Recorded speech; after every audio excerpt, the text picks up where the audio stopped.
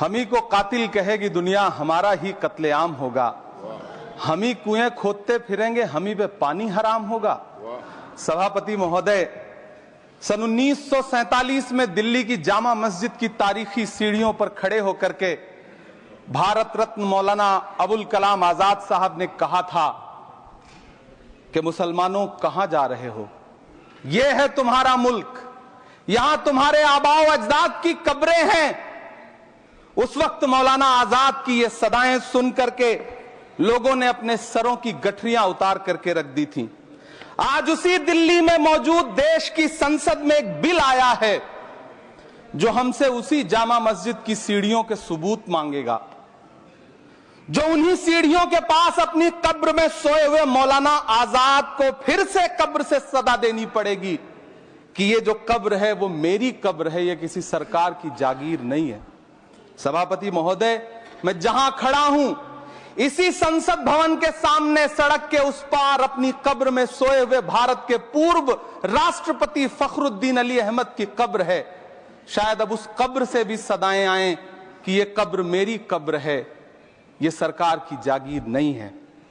सभापति महोदय, मैं वक्फ कानूनों में किए जा रहे संविधान विरोधी बदलावों के खिलाफ बोलने के लिए खड़ा हुआ हूं।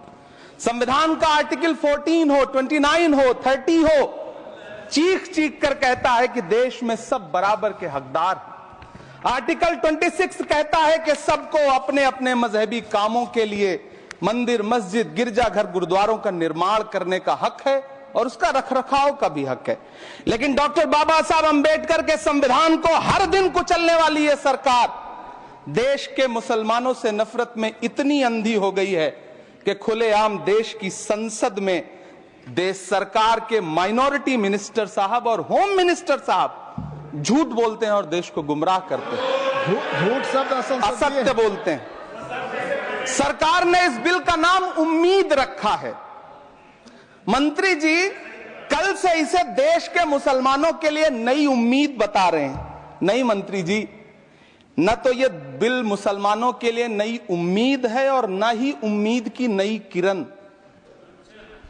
सभापति महोदय, भाजपा ने पूरे देश में वक्फ के नाम पर कई सारे झूठ फैलाए हैं। आइए आज उनकी सच्चाई पर बात करते हैं। वक्फ ट्रिब्यूनल को ऐसे बताया जाता है जैसे वक्फ ट्रिब्यूनल कोई मजहबी खाप पंचायत हो।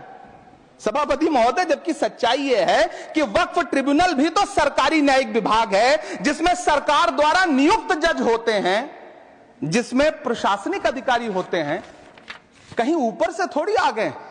सभापति महोदय, देश के गृह मंत्री जी ने इसी सदन में कहा कि वक्फ ट्रिब्यूनल के फैसले के खिलाफ कोई कोर्ट नहीं जा सकता, जबकि सच यह है कि वक्फ एक्ट 1995 की धारा 83(9) के तहत हाई कोर्ट वक्फ ट्रिब्यूनल के फैसले की न सिर्फ समीक्षा कर सकता है बल्कि उसे बदल भी सकता है। सच तो यह है कि वक्फ बोर्ड खुद अपनी जमीनों के लिए कई सारी कोर्ट में मुकदमे लड़ रहा है।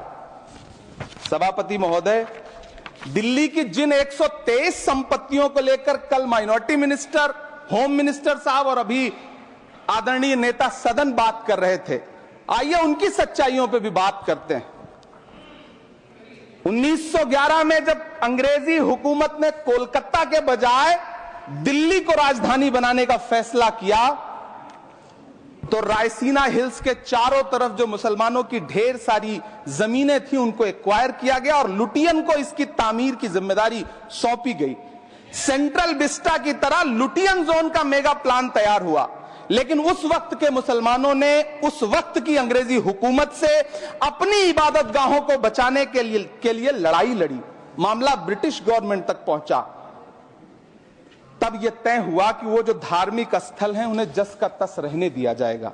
इंडिया गेट के बगल वाली मस्जिद हो, जाब्तागंज, सुनहरी बाग मस्जिद हो, पार्लियामेंट रोड वाली मस्जिद हो, ऐसी 123 संपत्तियों के मैनेजमेंट के लिए 1913 में मुसलमान वक्फ वैलिडेशन एक्ट बना और उसके बाद एक नया शहर बसाया गया जिसे लुटियंस जोन का नाम दिया गया।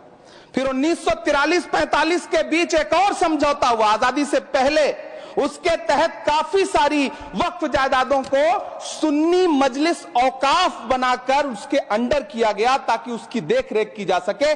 गृह मंत्री जी 2 दिन से सदन में जो बात कह रहे हैं वो दरअसल 123 संपत्तियां उसी सुन्नी मजलिस औकाफ के तहत आती है। सभापति महोदय, आजाद भारत आजाद हुआ। आजादी के बाद भारत में 1954 में वक्फ एक्ट लागू हुआ, जिसकी धारा 9 के तहत 1964 में केंद्रीय वक्फ काउंसिल का गठन हुआ। दिल्ली की वही 123 प्रॉपर्टीज को 1970 में सर्वे गजट करके गजट नोटिफाई किया गया। इसके निपटारे के लिए पूर्व प्रधानमंत्री इंदिरा जी के द्वारा 1974 में एक बर्नी कमेटी बनाई गई।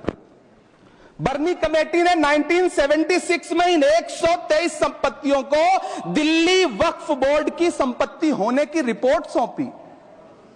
उस रिपोर्ट के आधार पर 1984 में कांग्रेस सरकार ने उन 123 प्रॉपर्टीज को दिल्ली वक्फ बोर्ड को सौंपने का फैसला किया, जिसके खिलाफ विश्व हिंदू परिषद कोर्ट गई। मामला 2011 तक पेंडिंग रहा। फिर 2011 में कोर्ट ने सरकार को आदेशित किया कि इसका निपटारा करो। तब 2013 में तत्कालीन यूपीए सरकार ने दिल्ली की उन्हीं 123 जायदादों को बर्नी कमेटी की सिफारिशों के मुताबिक वक्फ बोर्ड के हवाले किया। यही वो प्रॉपर्टीज हैं जिनके नाम से गृह मंत्री जी कल से कांग्रेस को कोस रहे हैं। फिर आई 2014 में भाजपा की सरकार, जो तब से इन जमीनों को हड़पने की साजिश कर रही है।